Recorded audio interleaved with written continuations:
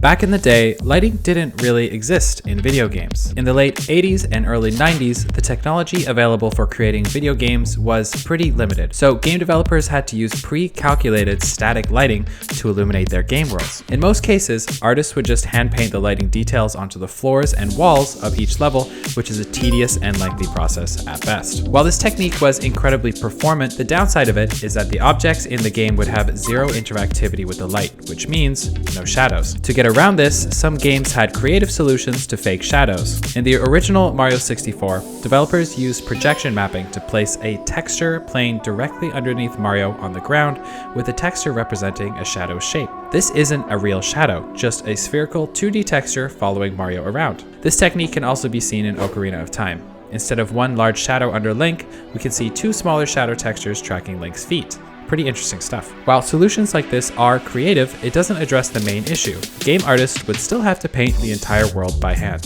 So, what's the solution to this? Light mapping, also known as baked lighting, is a common technique used in game design that pre-computes lighting in a static environment and bakes the illuminated and unlit areas onto a special texture called a light map. The light map is then applied to the game world on top of its already existing textures. In simple terms, using this technique, game developers can place light sources like lamps, torches, and sunlight in their scene in their 3D software, and then bake that lighting into textures to save on performance.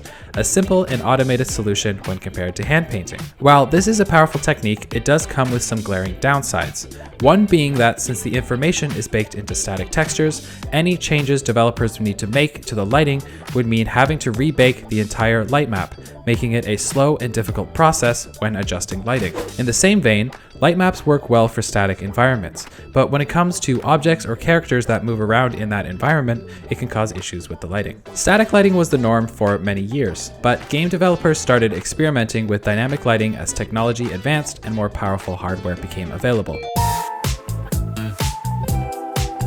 Dynamic lighting works by calculating the lighting for each object in a scene in real time based on the position of the light sources and the object's properties. This is done by tracing the light path from the light sources to the objects in the scene and the player's camera. The game engine also calculates how light interacts with the environment, such as how it reflects off of surfaces, how it casts shadows, and how it is affected by fog or other atmospheric effects. One of the many benefits of dynamic lighting is having accurate shadows that react to light sources in the environment, like lights, fires, and even sunlight, allowing many games to have full dynamic day and night cycles. This is another powerful technique, but comes with the downside of being very performance heavy, leading to slower performance on low-end machines or mobile devices. So most modern games still use a careful balance of baked and dynamic lighting to light their environments. But this is all beginning to change.